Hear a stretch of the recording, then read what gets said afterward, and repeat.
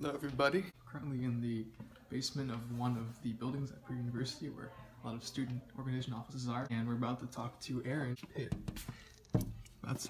About an interview we had with a professor that we talked with a couple weeks ago. Hello. Figured I'd chat with you for a second here about your work with Dr. Gardner and how you know her and how it came to be that she got involved with us. We're here with Dr. Stephanie Gardner, a professor in the Department of Biology at Purdue University.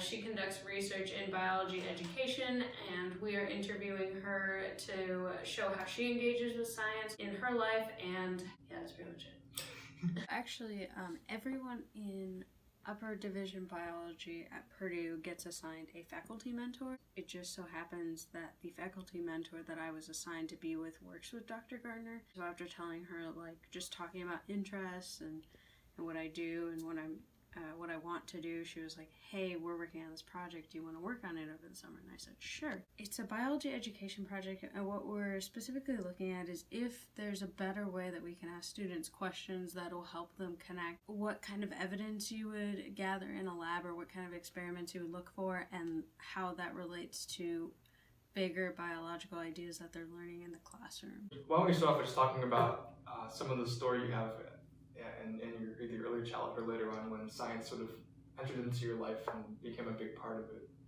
I can't remember exactly when I started liking science, but I can't remember a time when I didn't, and I always curious about how things worked, and when I was younger I have a memory of hiking around with one of my good friends. I think I was probably 9 or 10, and we pretended we were scientists walking through the forest, and we were picking up moss and twigs and pretending we were collecting them. We wanted to test them, so we added sugar to them. We pretended we were doing an assay to test for something. I've always really liked science. Did you know what the word assay was when you were that old? I think yes. I learned the word assay I think yesterday, I swear. Right. We were just testing them.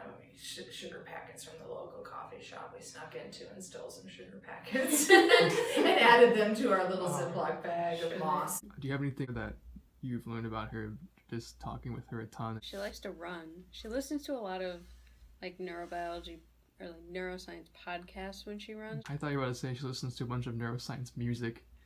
What solidified your decision to go into neuroscience specifically? Well, so I went to college, and I like many people who end up majoring in biology, I thought I was pre-med. And yeah. Say pre-med. I see them all running up. Right. So I went to a small college where there wasn't the array of majors that you would find at a large institution like Purdue. So biology was the natural fit. And I took standard classes, but then as time went on, and I will admit that over winter break and breaks when I went home, I would go to the library, because at the time they didn't have digital libraries, and so I would check out Scientific American, and I was always really drawn to the articles about physiology and neurobiology. And so I started to really develop that interest, and I had an amazing physiology class that was heavily focused on neuroscience. And I did undergraduate research as well in developmental neuroscience. So you meet with her every week during the semester, right? So we meet after my classes are over at 3:30, and I have another meeting at 5:30, and usually if she doesn't have to pick up her kids, we talk that entire time, whether it's about our research or literally anything else. What happened was we moved our time a little bit later to 15 minutes-ish later, because her kids, originally they had soccer after school, but then soccer ended, and so now she had to pick up her kids after school, but they had club soccer in the evening. So in between her picking up her kids and then dropping her kids off for club soccer at 6 or something is when we meet. No matter how important the world and the universe is with her research, the soccer mom part always wins over. Yep. And then how do you make the transition from neurobiology to biology education research?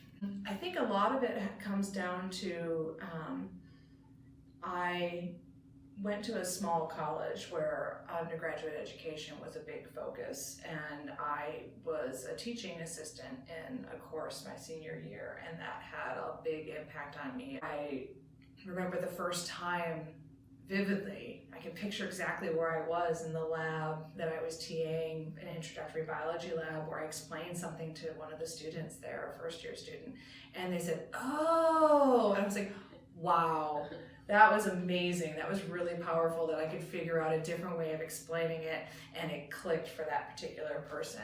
I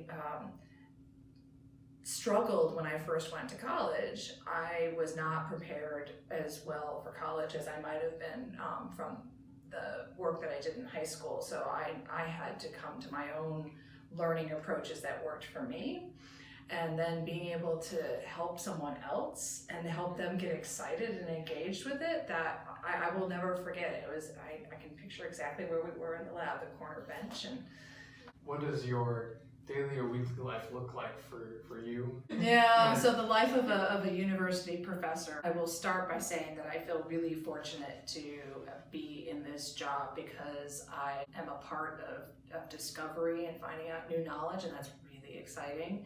And I get to try to get other people excited in about science, the students in my classes. A picture, when you think of a scientist, what's the archetypal picture of a scientist? It's often, that science, the face of science is very diverse. And I feel really lucky to be able to be in a job where I can learn I'm learning things every single day. That gets me really energized. When I teach my class, I've been teaching the same class for a version of it, I should say. It's a version of it for, since 2004.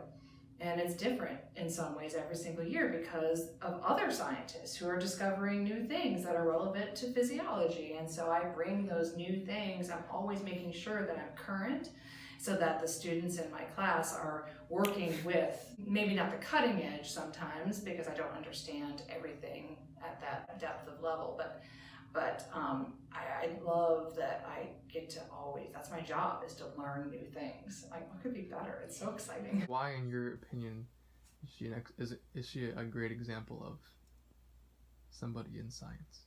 I think she just shows a deep level of caring about what she's doing in education and how she's helping her students, helping each new class that comes in every single year. And she's incredibly dedicated to figuring out new knowledge and figuring out new ways to help her students and help people. There are so many different kinds of people in science, and it's wildly diverse, but because we're all doing science, we all have a level of connection with each other. But even those that simply like science seem to connect with. We just all have a deep caring for it, and we can all relate to that no matter what. Thanks again for letting me interrupt you when you're studying for finals, because it's definitely problem. finals weeks. I'm fine with having a break, so I'll take it. I've been taking a very long break. So okay, well, I'll leave you to it. All right, I'm see going to ya. be out of here. Bye. Au revoir.